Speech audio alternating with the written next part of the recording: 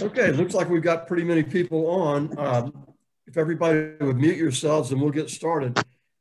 We closed out about halfway through the chapter 16, which was the 7 bowls of God's wrath.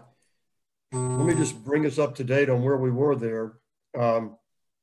Starting at the chapter 16, I heard a loud voice from the temple telling the 7 angels, "Go and pour out on the earth the 7 bowls of the wrath of God."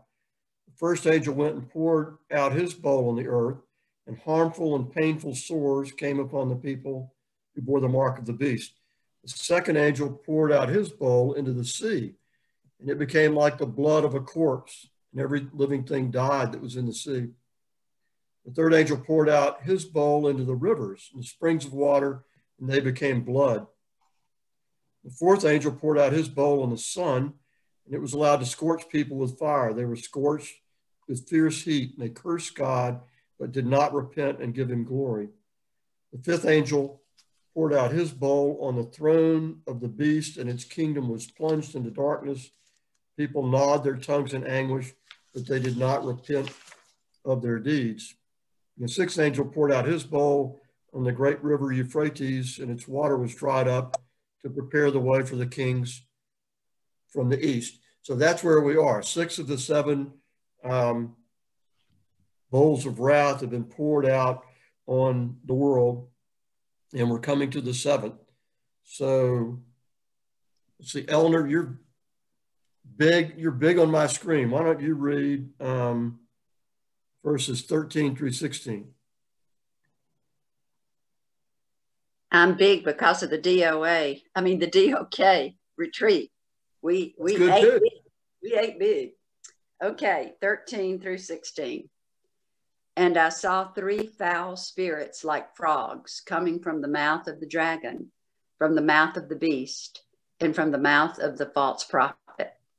These are demonic spirits performing signs who go abroad to the kings of the whole world to assemble them for battle for the great day of God the Almighty. See, I'm coming like a thief.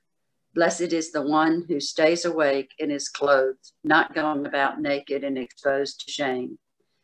And they assembled them at the place that in Hebrew is called Armageddon. Great, thank you. So Barclay says these 4 verses are full of problems which must be solved if their meaning is to become reasonably clear. 3 unclean spirits, like frogs, came out of the mouth of the dragon, the beast, and the false prophet. It is said that the unclean spirits were like frogs. Frogs are connected with plagues. You'll remember the frogs in Exodus. Excuse me. Frogs are unclean creatures. Although not mentioned by name, they are included by definition in the list of unclean things in the water and the sea, which begins in Leviticus 14:10. So the frog stands for an unclean influence. Frogs are famous for their empty and continuous croaking. Ribbit. The sound the frog makes is a symbol of meaningless speech. And then fourth, in Zoroastrianism, the Persian religion, frogs are the bringers of plagues and the agents of Ahriman, the power of darkness, in his struggle against Ormuzd, the power of light. It's fairly certain that John would know this bit of Persian tradition. So in summary, Barclay says, to say that frogs came out of the mouths of the dragon, the beast, and the false prophet is to say that their words were like plagues, were unclean, were empty and futile, and were the allies of the power of the dark. So our next problem is to identify the false prophet. The dragon is identified as Satan. The beast, the Roman Empire with its Caesar worship, has already appeared in chapter 13. This is the first time the false prophet has appeared upon the scene. Since he appears without any explanation, we must assume that John believes the reader already has the key to his identity. The false prophet was a figure whom God's people were well warned to expect in both the Old Testament and the New Testament. He's mentioned here and in verse 19:20 and 10:10.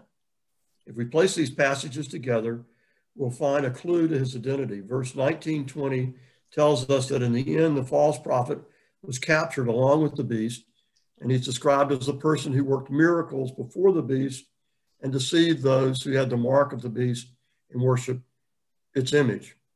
The false prophet stands for the organization which seeks to make people worship the emperor and abandon the worship of Jesus Christ. I think, I'm drawing on memory here, and I may be wrong on this, but I think in the Left Behind series, I think it's the Roman Catholic Church. And that whole series was written by evangelicals. So the implication is that the church, the Roman Catholic Church, gets perverted to be an instrument of the government. Barclay goes on to say, we have another problem to solve in this passage. The evil spirits went out and stirred up the kings of all the earth to bring them to battle. The idea of a final conflict between God and the forces of evil is an old one. We find it in Psalm 2:2. And Psalm 2 is great. It's God talking to you'll go through it and you'll see it. It's really neat. So go back and read that. This battle was to take place at what the St. James Version called, the Revised Standard Versions called Armageddon. From the most ancient times to the time of Napoleon, it was one of the great battlegrounds of the world. And Barak and Deborah sees Sisera and his chariots back in the Old Testament in Judges. When Ezekiel was describing the last struggle with Gog and Magog, he said that the final victory would be won in the mountains of Israel. So it may well be that John spoke of the Mount of Megiddo to bring his story into line with the ancient prophecy. If you ever go to the Holy Land, if you go to Megiddo, they will talk about Megiddo as being the place where the armies of the world gather for that final battle. Any questions or thoughts about these verses? Well, Martin Luther certainly did have a lot of nice things to say about the existing Roman Catholic Church at that time. That's correct. A mighty foe is our, but one word will fell him, the word Jesus, right? Right. I can't remember the name of the hymn. It's but Martin Luther wrote it. A mighty fortress. And he referred to the is our God. Maybe our fortress is a mighty fortress is our God.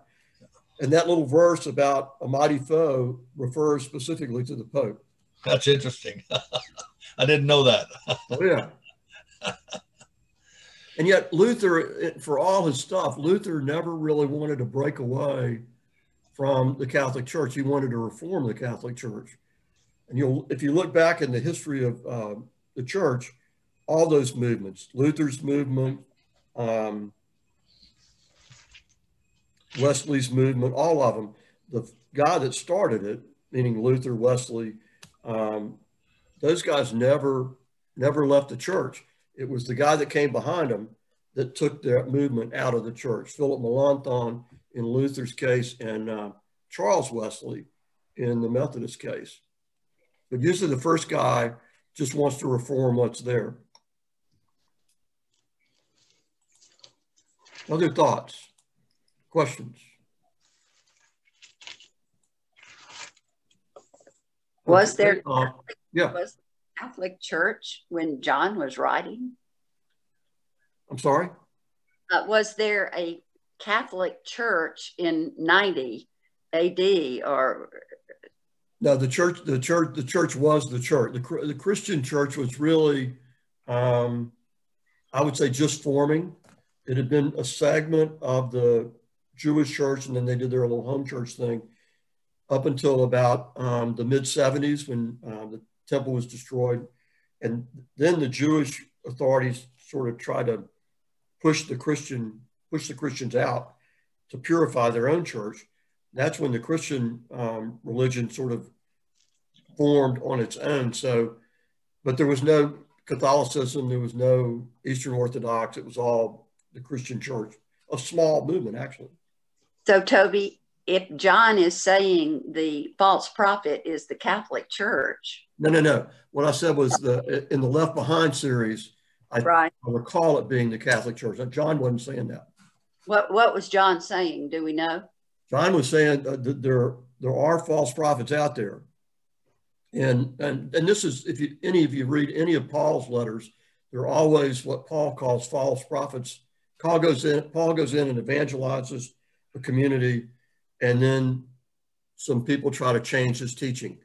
They're usually what's referred to as Judaizers. They're usually people that want to say you have to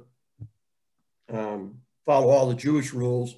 And Paul would say, no, that's not true. And so usually Paul's letters are he's going back to write to a community that he has converted, that someone has come in and said, no, no, no, you have to do something different. And so Paul writes to him and says, no, that's not, you don't have to do any of that stuff.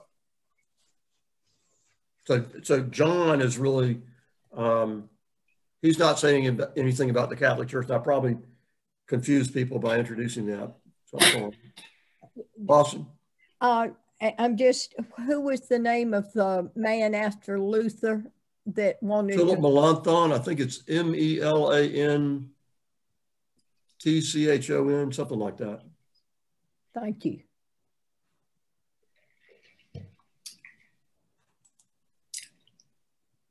Anything else? It seems that he really had it in for the French because he keeps talking about these frogs. Yeah. Remember, lots of symbolism, and this is a good place. I mean, a good example of that. Okay, let's move on. Janie Cruz, would you read 17 to 21? Yes. The seventh angel poured out his bowl into the air, and out of the temple came a loud voice from the throne saying, "It is done."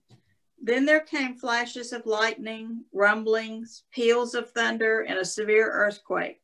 No earthquake like it has ever occurred since mankind has been on earth.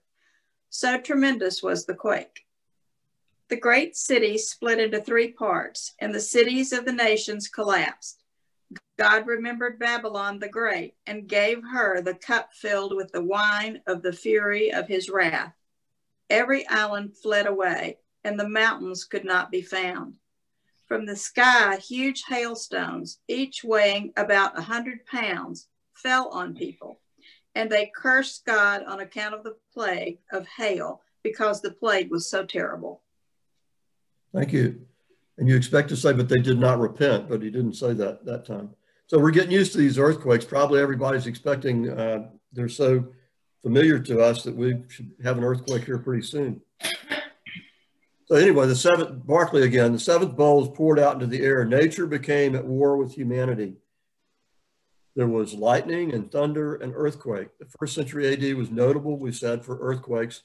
John says that whatever horror the world had known from the shaking earth, the earthquake to come will far surpass them all. The great Babylon, that is Rome, will be split into 3. The earthquake sank the islands and leveled the mountains. The last of the terrible features was a deadly hail in which hailstones weighed a talent. And I think this is probably an earlier translation of talent, 100 pounds. Here is another recurring feature of the manifestations of the wrath of God. A devastating hail was part of the plagues of Egypt. In the battle with the 5 Amorite kings under Joshua, there was a great hailstorm upon the enemies of Israel. So hailstorms were very common in the Old Testament. The emptying of the 7 bowls of wrath upon the earth ends with the chorus, which is run all through the chapter. The people to whom these things happen remained resistant and unmoved by any appeal of God's love or God's anger. God has given men and women the terrible responsibility of being able to lock their hearts against him. So then we start on chapter, I guess I should ask if there are any questions. Well, is this like, we discussed it a little bit before, how in the plagues in the Old Testament, it always said that God hardened Pharaoh's heart, or, God kept the people from doing this. I don't know, to prove to let the good come through. Is that what it's saying here too? No. And I think we've referred back to God hardened Pharaoh's heart, but that's never been the case in Revelation. In Revelation, God is trying to warn the people, and they just won't listen. So they've made up their own hearts, their own minds, that they're not going to pay attention. Okay. Thank you. Mm-hmm.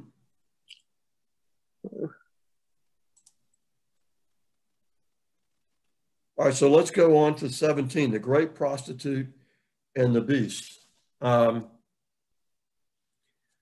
We'll go through it in detail, but let's talk about the woman. Let's talk about the woman on the beast a bit. The woman is Babylon. This is Barclay again. The woman is Babylon, that is to say Rome. She's said to sit upon many waters.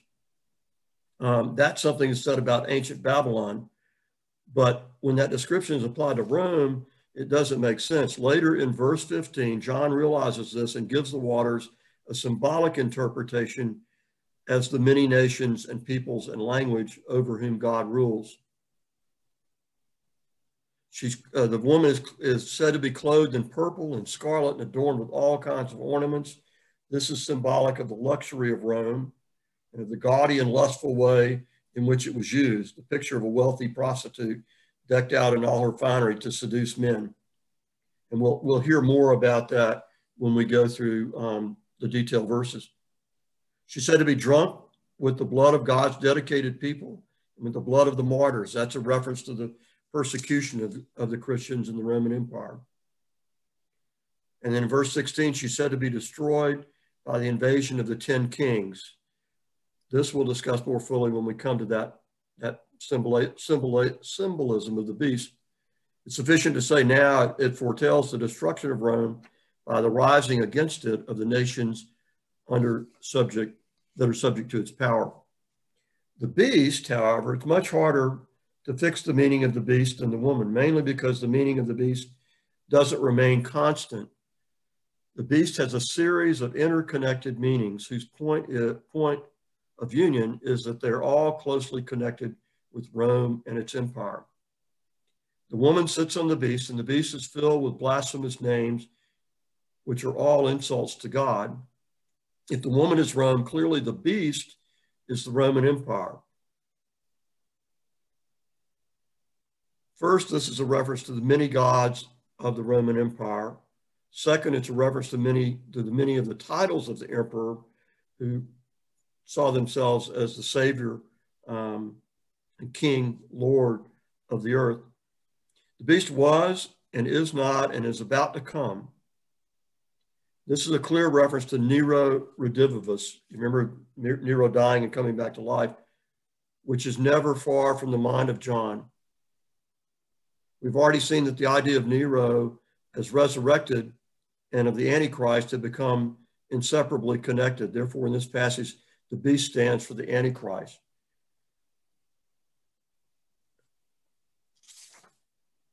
So I think we'll come back and we'll do the detailed part. Okay, let's do. Margaret Wasson, could you read verses 1 and 2?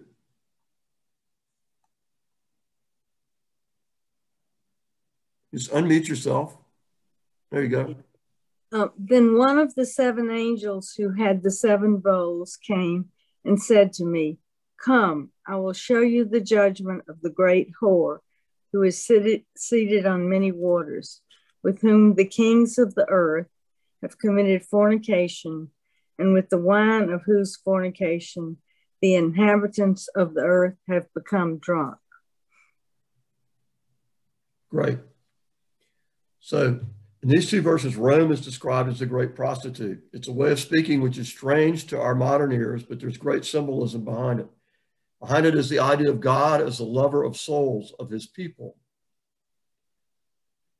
Rome is called a whore because she left her creator and prostituted herself with devils. There's another idea behind this. Rome is called the great whore because she is an allurement to godlessness and immorality. The sin of the prostitute is not only that she sins herself, but also she deliberately persuades others to sin. And we hear that throughout the Bible, that that's almost worse than sinning yourself. Rich, you want to read verse 3?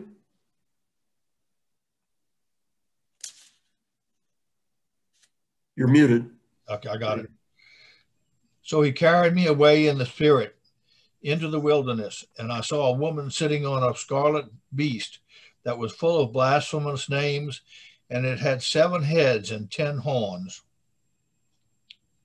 Right. So John says he was carried away in the spirit to a desert place. Barclay says the prophet is someone who lives in the spirit. One of the constantly recurring features of the Bible story is that it was in the desert that the great prophets of God saw their visions.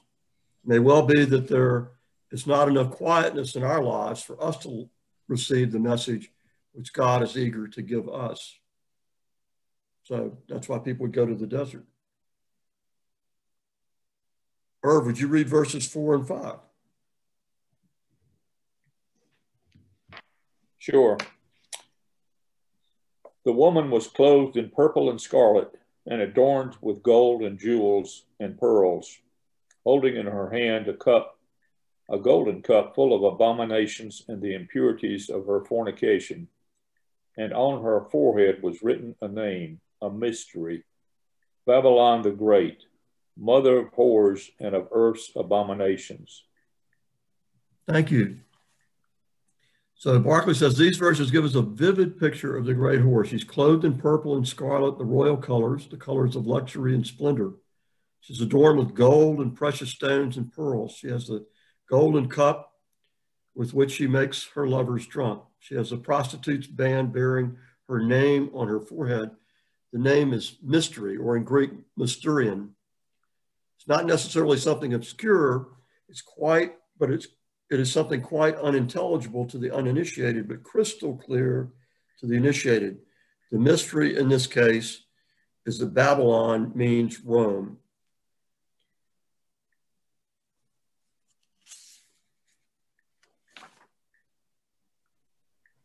Toby, I'd like to interject here, and I believe that John could have written the word Rome instead of Babylon. And if that's what, in fact, John saw and was revealed, I'd like to pull some reins on the focus on Rome. Rome isn't mentioned in Revelations at all, but Babylon is. And I think that sometimes we in our modern day look at Rome because it's still there and Babylon is not. And I think that for us to get a Rome picture that Babylon is Rome may be running away from the actual words.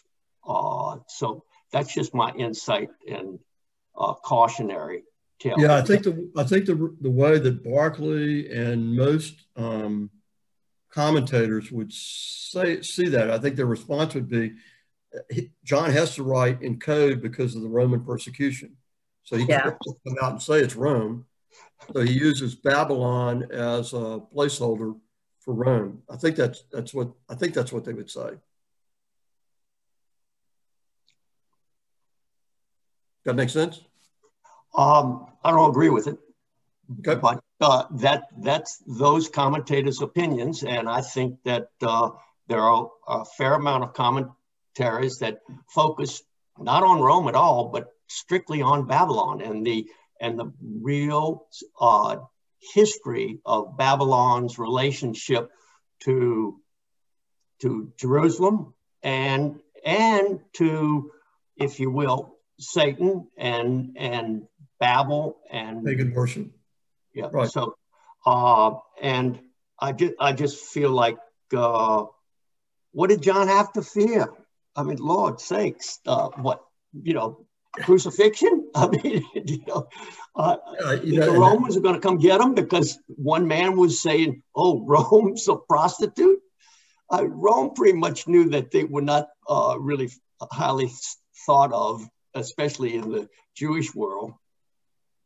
Yeah, and that's one of the hard things that we're dealing with. I mean, we're dealing with what did John see, and then what did John write? And I've talked about this several times. I always wonder whether John saw nuclear warheads or whatever he saw. He wrote in terms of the Old Testament, and these particular descriptions. But clearly his community was being persecuted by the Romans directly. And it wasn't the Babylonians or whoever, it wasn't anybody, it was purely the Romans. And so I think that's the reason that most people think this is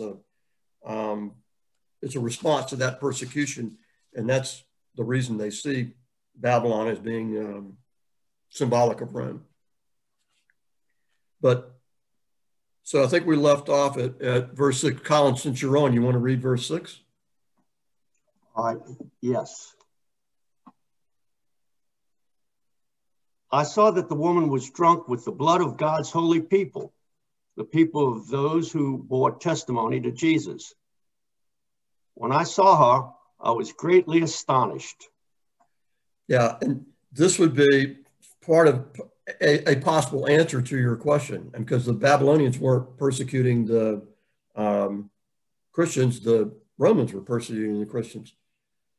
So again, going back to Barclay, the way in which John describes Roman persecution is very significant. He says that Rome is drunk with the blood of the saints and the martyrs. The implication is that Rome did not simply persecute the Christians as a legal necessity, but took fiendish delight in persecuting Christians to their deaths. This is probably a reference to Nero, because under Nero, the Romans kept trying to think up more elaborate ways or more spectacular ways to persecute the Christians, like the big things in the Colosseum of animals and all that jazz. There's a wonderful legend about John. John, the beloved disciple, that he was round up by the Roman Empire, brought into the stadium and boiled in oil. And as they were heating up the oil, he starts preaching. There's 15,000 people in the stadium, and all of the 15,000 people are converted, and John doesn't die. And that's the reason they sent him to Ephesus. Legend. But a nice story anyway. Interesting story. Other thoughts on this little piece? When I saw her, I marveled greatly. But that'll get us into verse 7. Irv, you read that, didn't you? I have a question. Who hadn't read? I hadn't. I will. Yeah, Lawson. Okay, read 7 to 11. Okay. Rolling snake eyes here. Okay. All righty. When then the angel said to me, "Why are you astonished? I will explain the mystery of the woman and of the beast she rides, which has 7 heads and 10 horns. The beast which you saw once was, now is not, and yet will come up out of the abyss and go to its destruction. The inhabitants of the earth, whose names have not been written in the book of life from the creation of the world, will be astonished when they see the beast, because it once was, now is not, and yet will come. This calls for a mind with wisdom. The 7 heads are 7 hills on which the woman sits. They are also 7 kings. 5 have fallen, 1 is, the other has not yet come. But when he does come, he must remain only a little while. The beast who once was and now is not is an 8th king. He belongs to the 7 and is going to his destruction." Thank you. Okay, here's some mystery stuff. The beast was and is not and is about to come. Again, we said this was a Nero Redivivus legend. The beast has 7 heads. They're explained in 2 ways. In verse 9, the 7 heads are 7 hills, the 7 hills of Rome. Rome was built on 7 hills. This once again identifies the beast as Rome. The second identification is one of the riddles of Revelation. There are also 7 kings. 5 have fallen. Barclay says the Roman Empire began with Augustus. And the first 5 emperors were Augustus, Tiberius, Caligula, Claudius, and Nero. These are the 5 who have fallen. One at present exists. This must be Vespasian, the first emperor to bring back stability to the empire after the chaos following the death of Nero. He reigned from 69 to 79 AD. Then we say another has yet to come, and when he shall come, he must remain for a short time. Vespasian was succeeded by Titus, whose reign lasted for only 2 years, from 79 to 81. The beast which was and is not is itself the eighth. It proceeds from the series of the seven, and it is on the way to destruction. This can only mean that the emperor who followed Titus was identified with Nero Redivivus and the Antichrist, and the emperor who followed Titus was Domitian. So it might well be that John saw in Domitian the reincarnation of Nero. And Domitian was the one who was, well, he was one who persecuted the Christians. It's also they who was persecuting the Christian in John's time. There remains one problem in identification. It's not easy to offer a definite solution as for the others. In verses 12 to 17,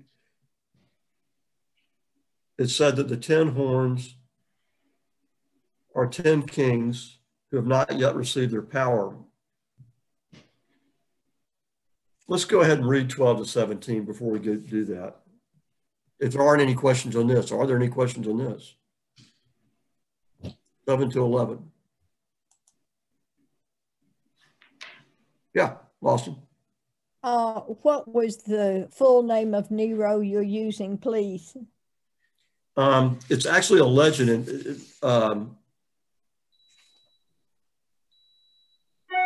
It's R-E-D-I,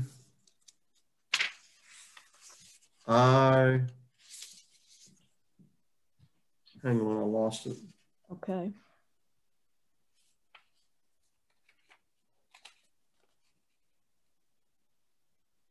Yeah, here we go.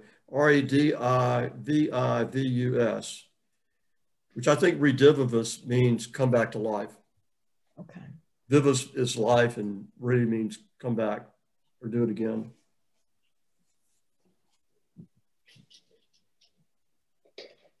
And it was Domitian,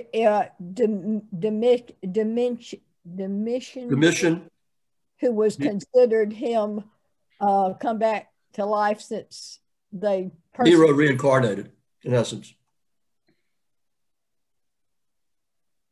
Thank you. Okay, Laura Black, you want to read 12 to 18?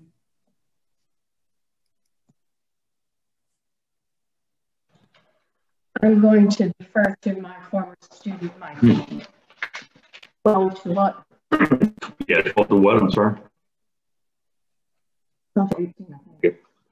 And the 10 horns that you saw are 10 kings who have not yet received a kingdom, but they are to receive authority as kings for 1 hour, together with the beast.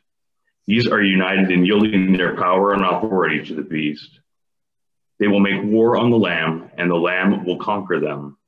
For he is Lord of lords and King of kings, and those with him are called and chosen and faithful. And he said to me, the waters that you saw, where the whore is seated, are peoples and multitudes and nations and languages. And the 10 horns that you saw, they and the beast will hate the whore, and they will make her desolate and naked. They will devour her flesh and burn her up with fire. For God has put into their hearts to carry out his purpose by agreeing to give their kingdom to the beast until the words of God will be fulfilled. The woman you saw is the great city that rules over the kings of the earth. Right, thank you. So Barclay, I'm sorry, yeah. Barclay says this passage speaks of 10 kings whom the 10 horns represent. It's likely the 10 kings are the governors of the east and of Parthia, whom the resurrected Nero, the Antichrist, is to lead against Rome. Or they may simply stand for all the world powers which in the end will turn against Rome and destroy it. In verse 14, we read that these world powers make war with the Lamb, but the Lamb destroys them. And the called, the chosen, and the loyal share in the victory of the Lamb. One of the great beliefs of Jewish thought was that the saints and the martyrs would share in God's final triumph. And this is the This is a response to the martyrs under the table who say, how long, O God, until you have vengeance for us? This Jewish belief had two aspects, one noble and one sub-Christian. The sub-Christian one is that there will be times when this became nothing other than a thirst for vengeance. But who will blame the persecuted for longing for the day when the world's roles will be reversed in eternity? The noble idea is that the saints and the martyrs will aid Christ to win his triumph and share in the glory. It's an affirmation for us too. After the cross comes the crown. Verse 16 gives a picture of the 10 horns rising violently against the prostitute who had been their mistress. They will devour her flesh. It's to be noted that the prostitute's previous lovers turned against her. Evil has a divisive power in it. And in verses 12 and 13, we read of the 10 kings uniting in purpose with the beast. And in verse 17, that God put this into their hearts that his purposes might be carried out and his words fulfilled. Here's a strange thing. These evil powers thought they were working out their own purposes, but they were in fact working out the purposes of God. Does that remind you of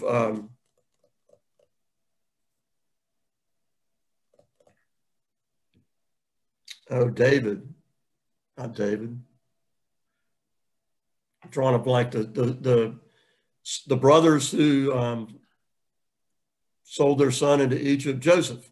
And he said, and they come to him and he says, you sought to do evil and God instructed you to do this for good.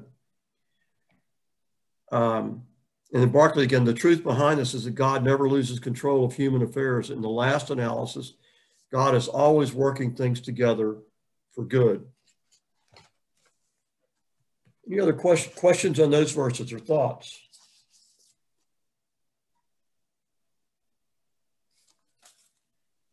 I'll read you one commentary and something from this other commentary that I said the guy's more conservative than Barclay is.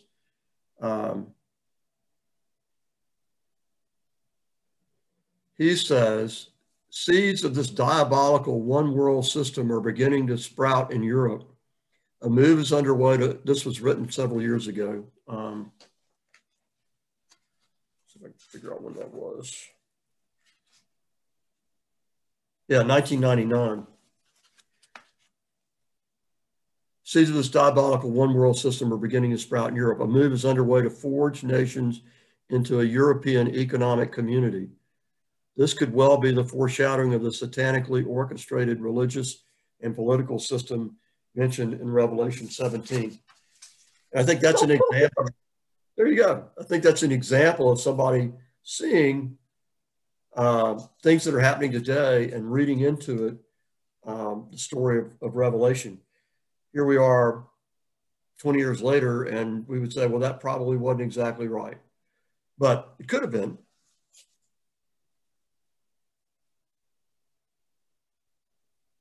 Other thoughts before we go to chapter 18?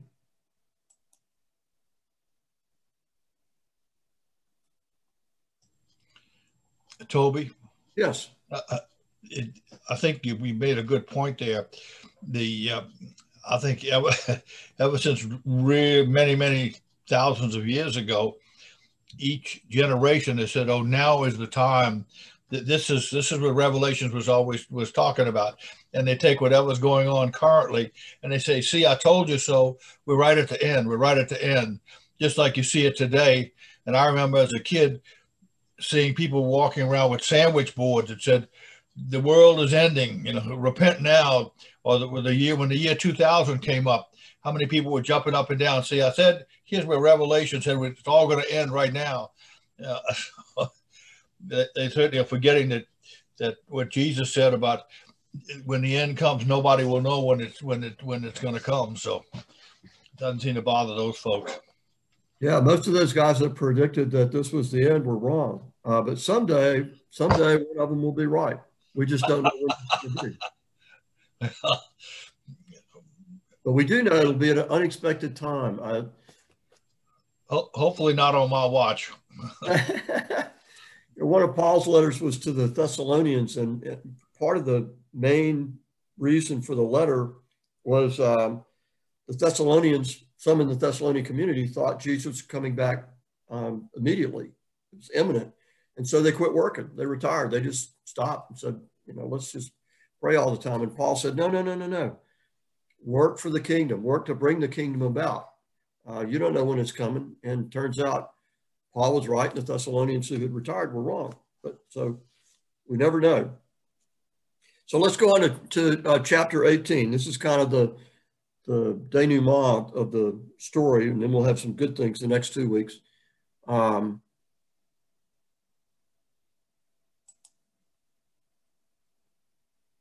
Carol, why don't you read verses 1 through 3?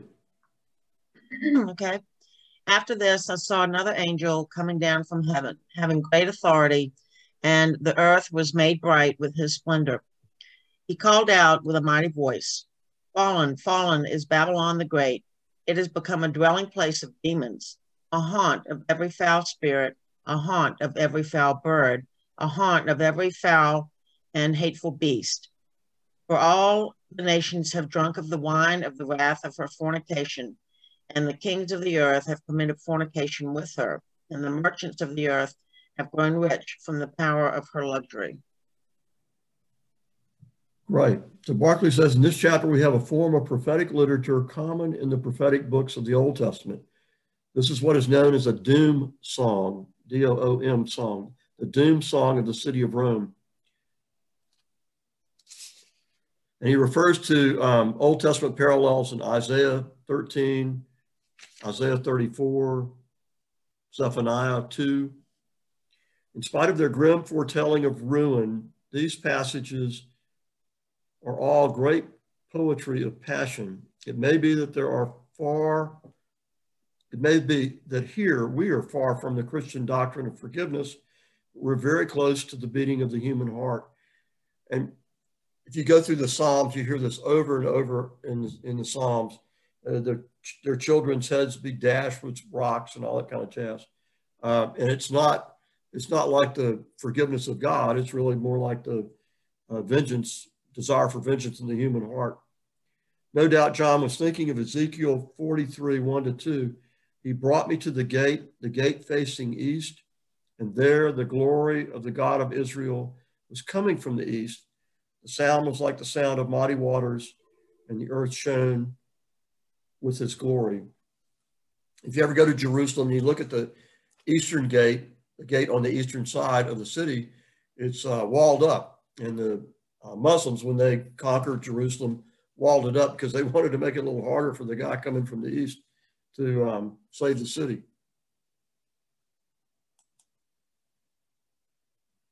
Other thoughts? Toby Collins here. I'd like to refer to 2 Old Testament readings, Jeremiah 51, Jeremiah 51, 5-10, all focus on Babylon. And I'd also call to the group's attention Psalm 137 and its focus on Babylon. And I challenge everyone to go back to the Old Testament to look for Rome. Where's Rome in, in any of these prior readings? So there's a lot that John was aware of that was in Scripture about identification of Babylon. And I don't believe the Romans were really attuned to the Old Testament as much as the Jews were. No, certainly not. I mean, the Romans were certainly not attuned to the Old Testament because they just thought this was some frivolous religion, not a big deal. Turned out they were wrong about that. But Jeremiah's focus would be Babylon because that's when it was written. It was written in the looking back at the Babylonian capture, I guess, of Israel.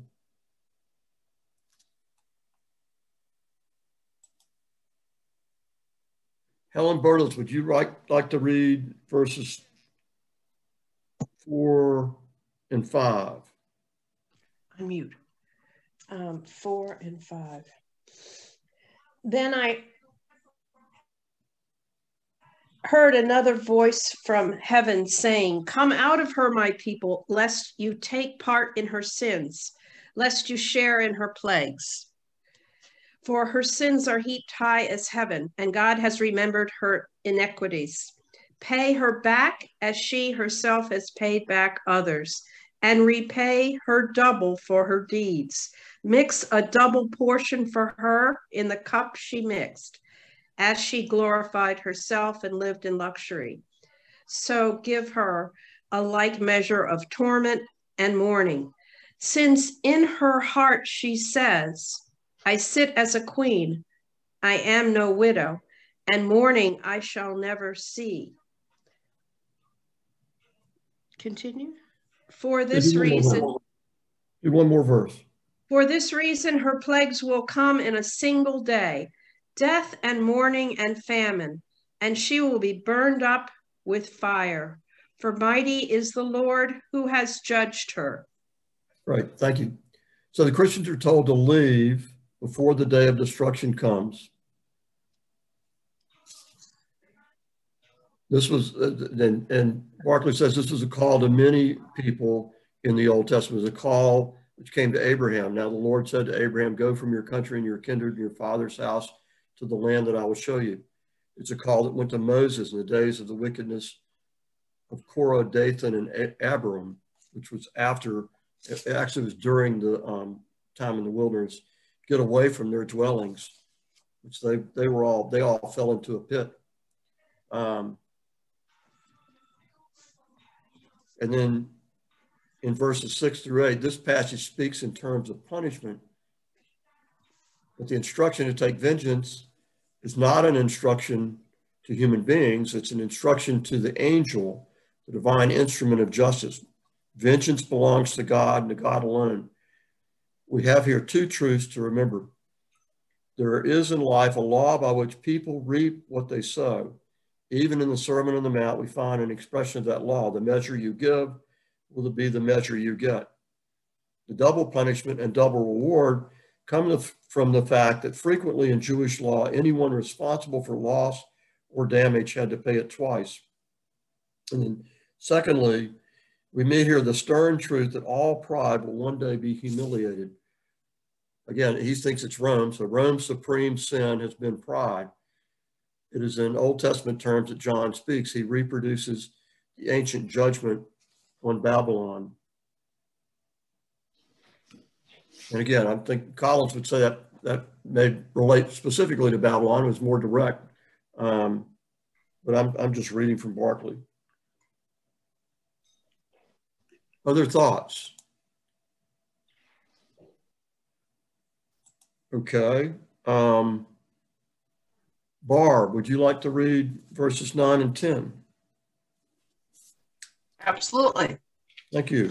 When the kings of the earth who committed adultery with her and shared her luxury see smoke of her burning, they will weep and mourn over her, terrified at her torment, and they will stand far off and cry, "Woe, woe, great city, O Babylon, city of power! In 1 hour your doom has come." Thank you. So Barclay says in the rest of this chapter, we have the laments for Rome, lament sung by the kings, verses 9 to 10, lament sung by the merchants, verses 11 to 16, and the lament sung by the shipmasters and the sailors, verses 17 to 19. Again and again, we hear of the greatness, the wealth, and the wanton luxury of Rome.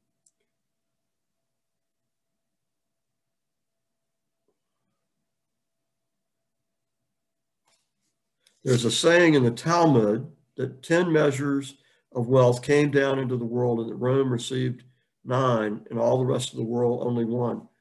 There's something you might say is sounds like today, the great disparity between the rich and the poor. In the 1st century AD, the world was pouring its riches into the lap of Rome.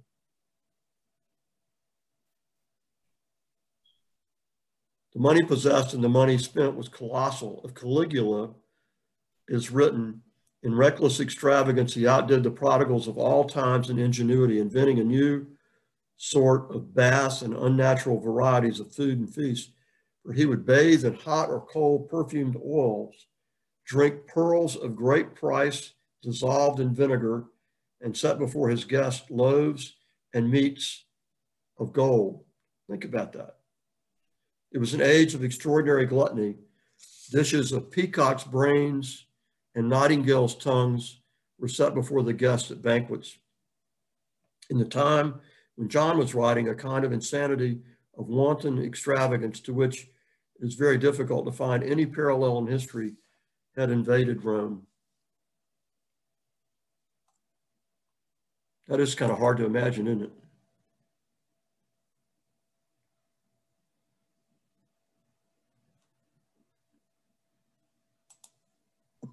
Toby Collins here. I'd like to reiterate that Rome is still there. It's okay.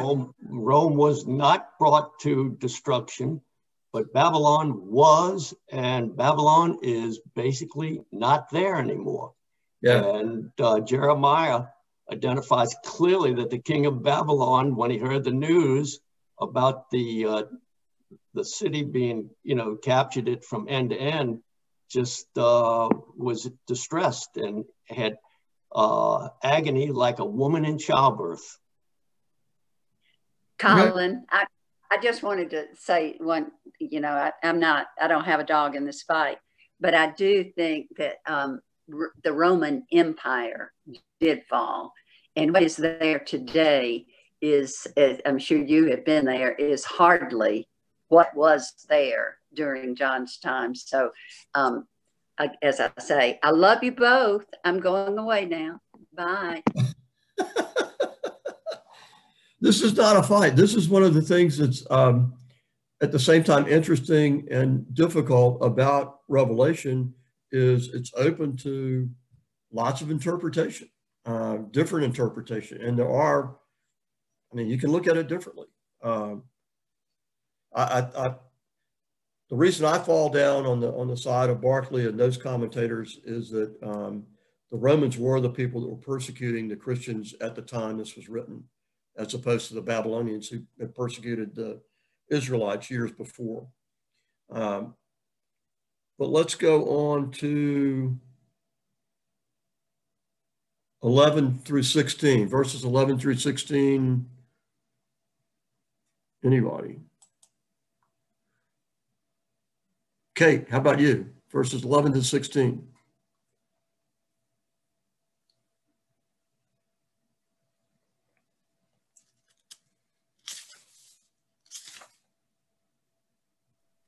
Okay.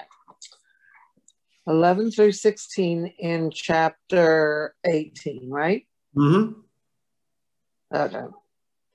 The print in this Bible is not very big. Just a minute.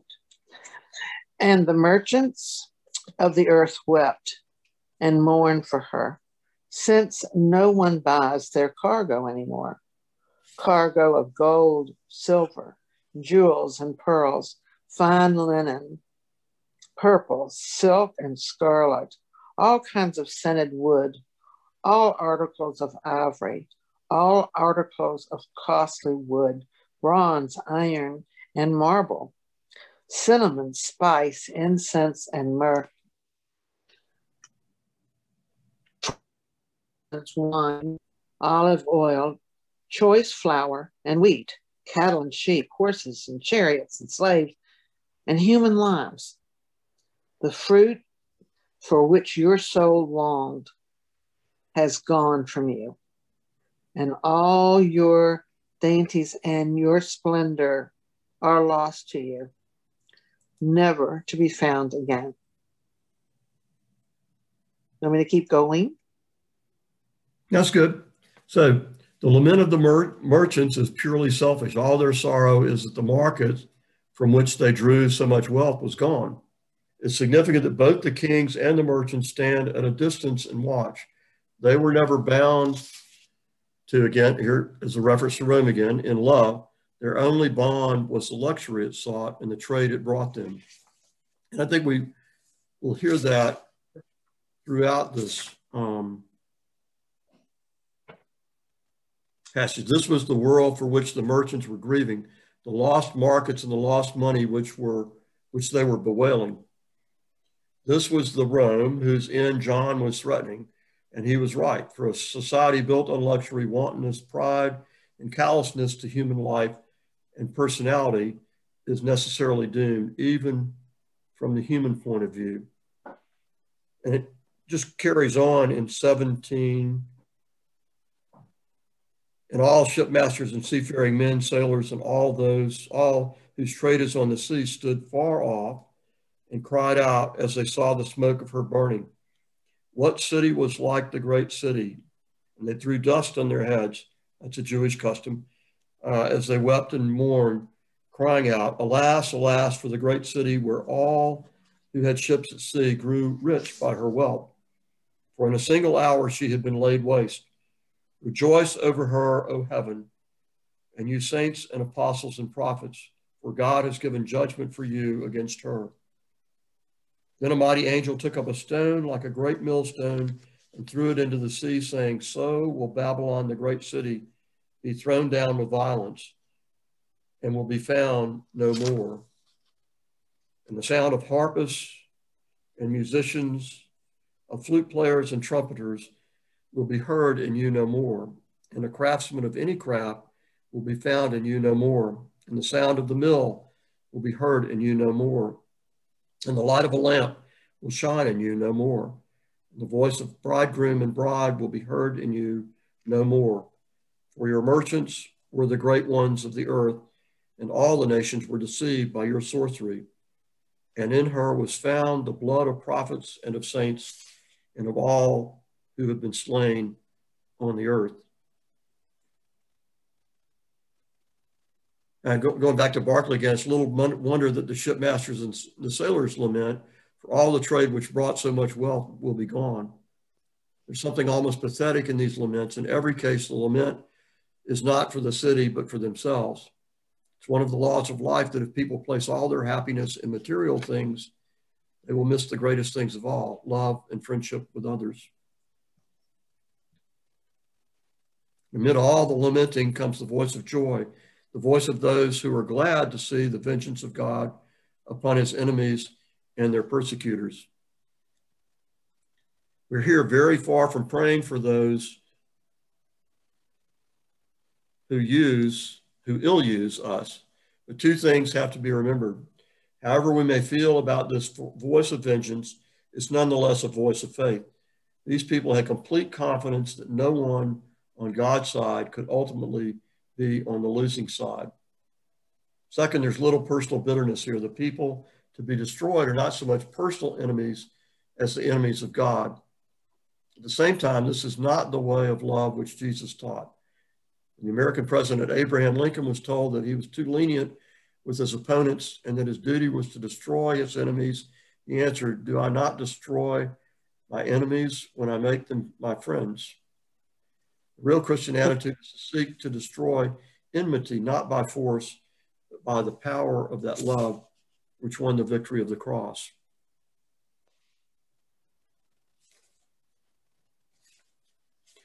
And then again, this last part, Barclay sees this as the final destruction of Rome. It begins with a symbolic action. A strong angel takes a great millstone and hurls it into the sea, which closes over it as if it had never been. The same way, Rome will be obliterated. John was taking this picture from the destruction of ancient Babylon. Never again will there be any sound of rejoicing. It will become a terrible, silent desolation. And this punishment will come for certain definite reasons. It will come because they worshiped wealth and luxury and lived wantonly and found no pleasure except in material things.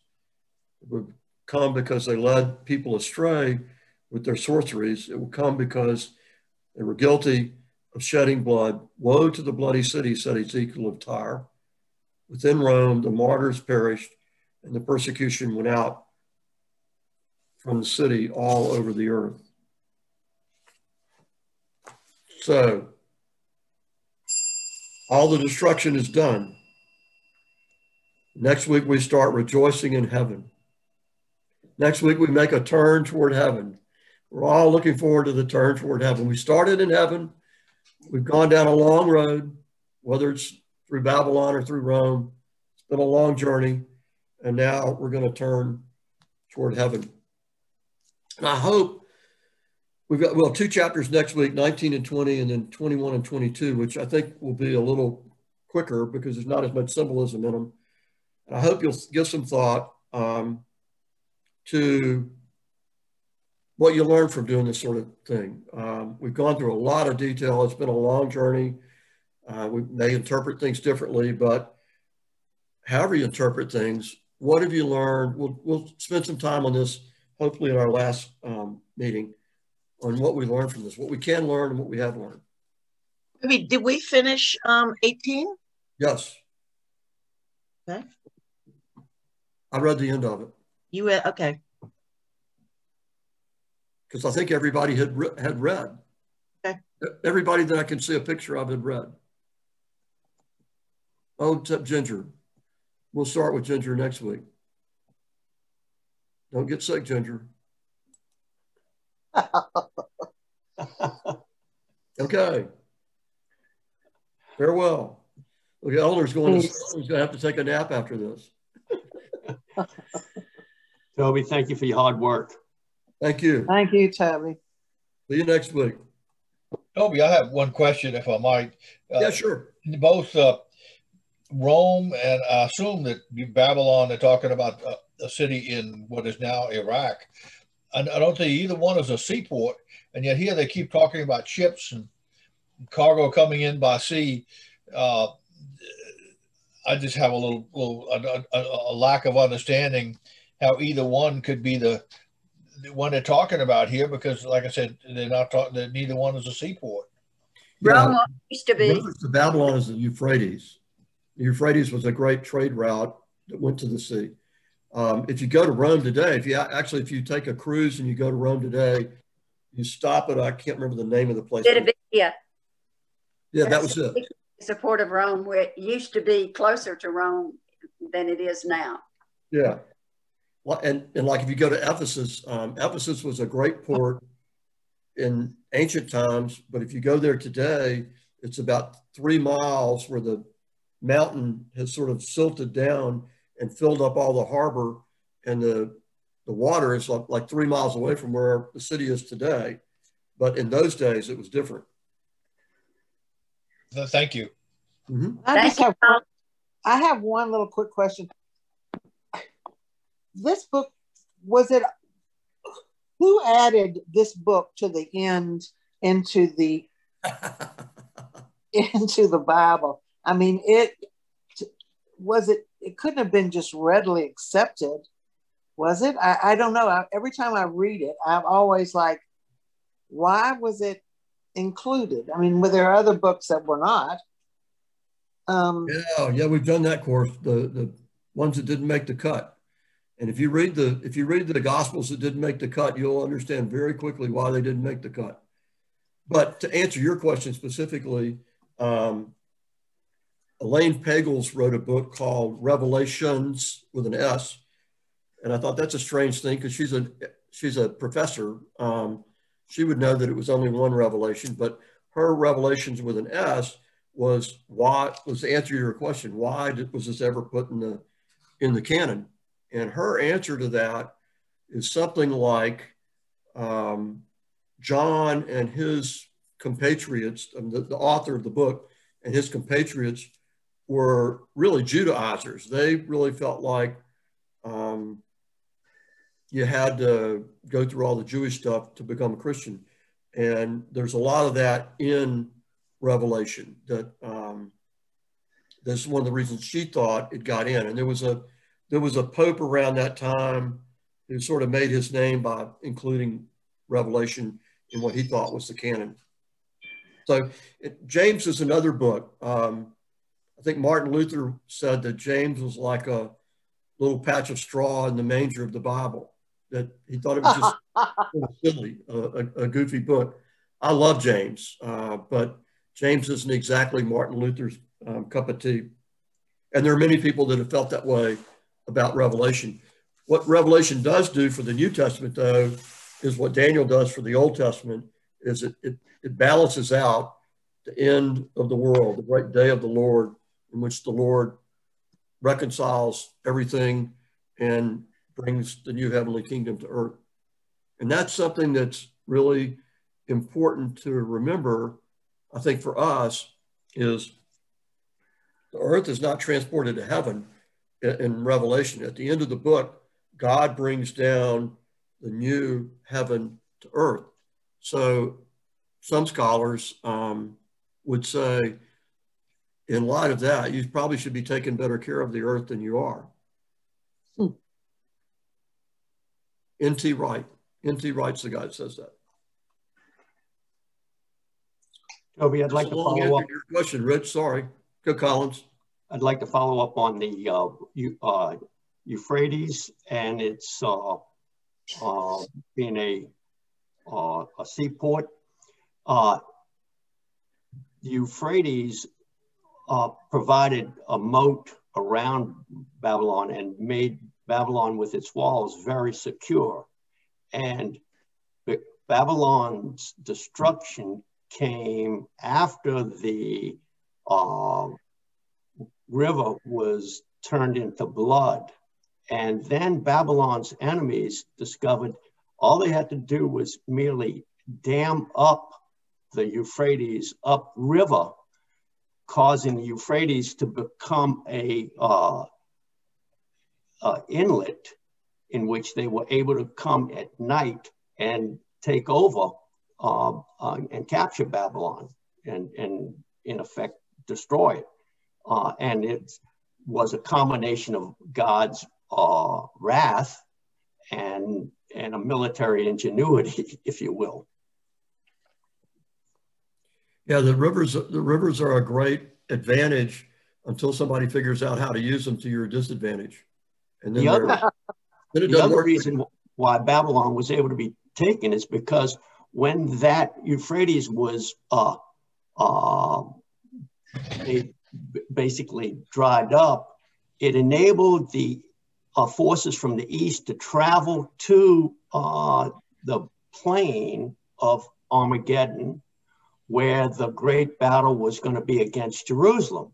And all of the Babylonian, if you will, defenders of the city were miles away to the west. And so the city itself was defenseless at that point. And that's my little plug for the dog, saying it wasn't the Romans there at Armageddon, it was the Babylonians. That's the thing about walls in the city too. If you draw the army out of the city and then you take it over, then the walls become what was defending all those people that you drew out becomes a problem for them. Right. So I guess all those swords cut both ways. That's very true. Okay, great. See you next week. Thank you. Thanks, Toby. You're doing a great job. Thank you. Thanks, Toby. Thank you. Thanks, Colin. You're welcome. Carol, bye.